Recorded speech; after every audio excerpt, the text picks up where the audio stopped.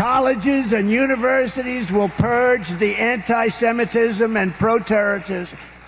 What you're doing, the terrorism is pro. That was Donald Trump short-circuiting, giving a speech in Las Vegas on Saturday. I'm Ben Meiselas from the MeidasTouch Network. Donald Trump continuing to give these very dangerous, bizarre, and unhinged speeches where he also looks very unwell. Let me show you what went down at this Las Vegas speech. It was low energy. It was, again, very dangerous and odd. Let's break down what took place here.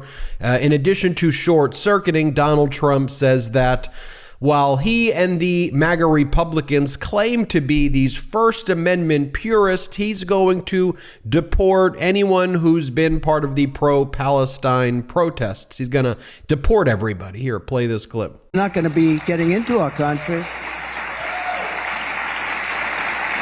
I will cancel the student visas of Hamas and sympathizers on college campuses. The college campuses are being taken over. And all of the resident aliens who joined in the pro-jihadist protest this month, nobody's ever seen anything like it. Come 2025, we will find you and we will deport you. We will deport you.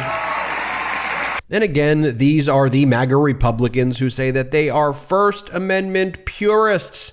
Come on, they just make up any label to ultimately justify their ability to hate and to do whatever it is that they want to do to seize power. Here, Donald Trump says how much he loves Kim Jong-un and that Kim Jong-un doesn't like President Biden. You know what, Donald Trump? We don't want our presidents in the United States to be loved by authoritarian dictator cult-like leaders abroad. Here, play this clip.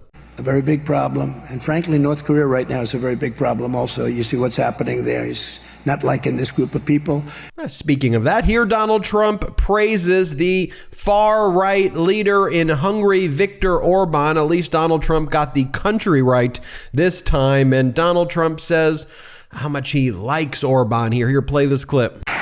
And I make this promise you as president, we will restore peace through strength on the earth, beyond, on the earth. Viktor Orban said the other day, the only way that this world is going to be solved, he's a very strong man, as you know, from Hungary, and he's the boss. There's no doubt about it. He actually asked me for my endorsement, and I gave it to him. I said, what do you need it for? He says, because I like to win by a lot.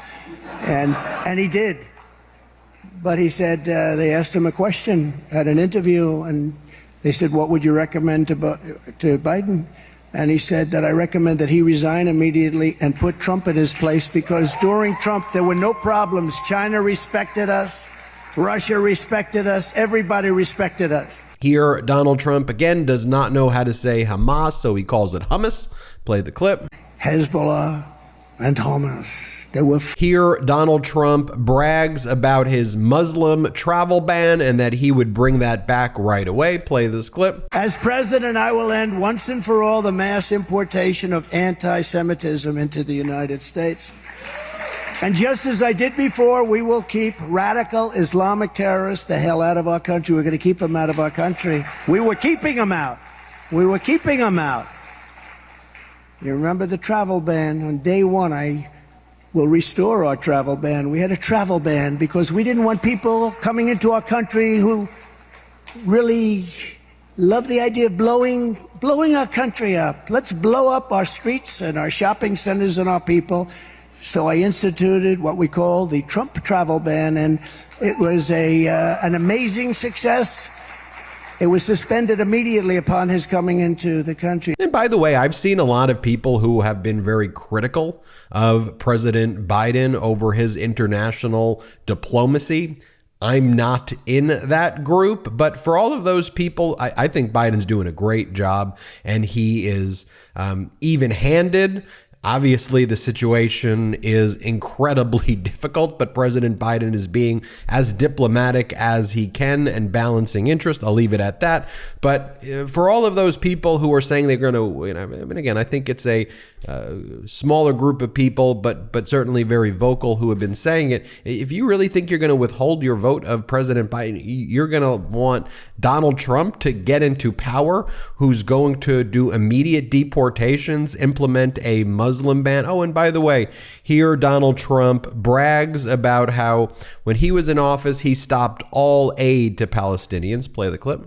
And while others talk about stopping funding for Hamas and the Palestinian Authority, I actually did it. I stopped. I said, wait a minute. You just said death to America, didn't you? You said death. Remember, they came into Washington to meet me. They went back. I thought it was a nice meeting, to be honest. They were very nice. And then they went back. I said, they couldn't have. That's not the same group I left. They went back and they said, death to America, death to Israel.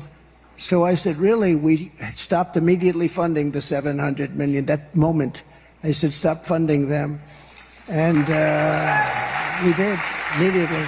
For Donald Trump, anytime he or somebody loses an election who he doesn't want to lose the election here, Donald Trump says that it's rigged or it's stolen. Donald Trump says that Norm Coleman, Republican who lost to Al Franken back in 2008, actually won the election, that the 2008 election was rigged. I mean, come on, it's so ridiculous. Play this clip. I want to thank you, Chairman, a friend of mine, a great gentleman who actually won that election, by the way, Norm Coleman. He won the election.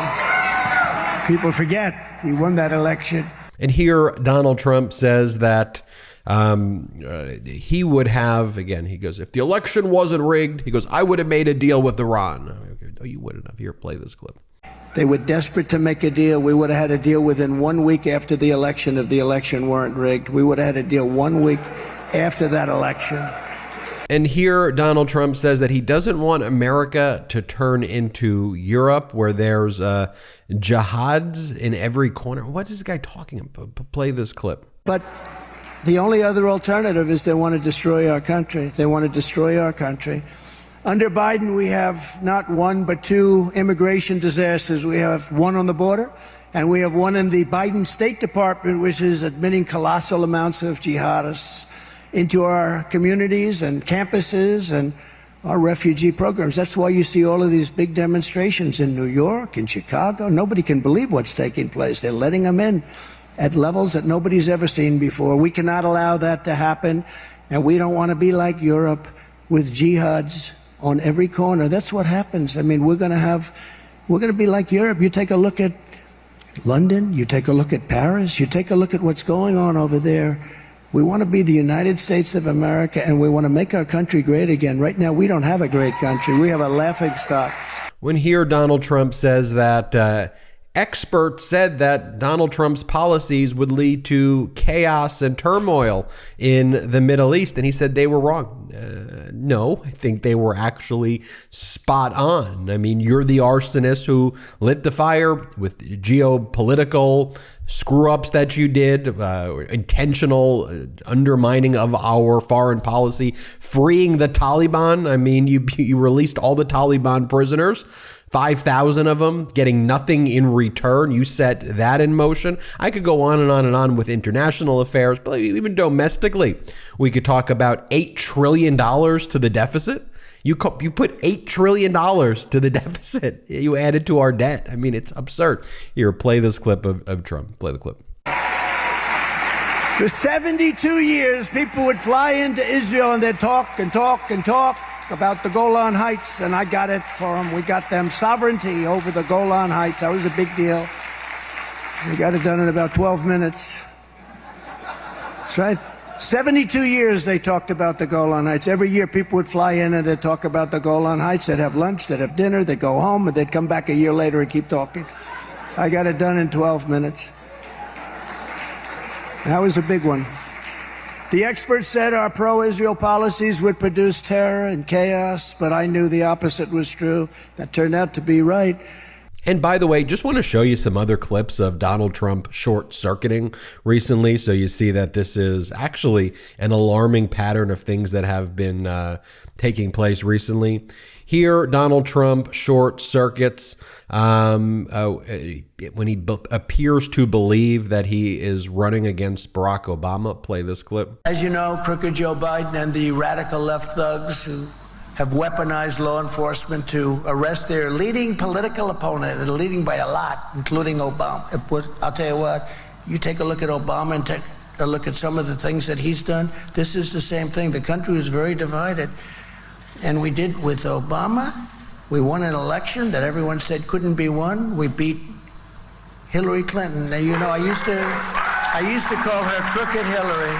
Here, a disoriented and confused Donald Trump short circuits again during a live speech and appeared to think that Jeb Bush was the president that got us into the Iraq War. Play this clip. It's less than 4 months before the season starts. We start in Iowa, we go to New Hampshire, we come down here. You know, the beauty was when I came here, everyone thought Bush was going to win.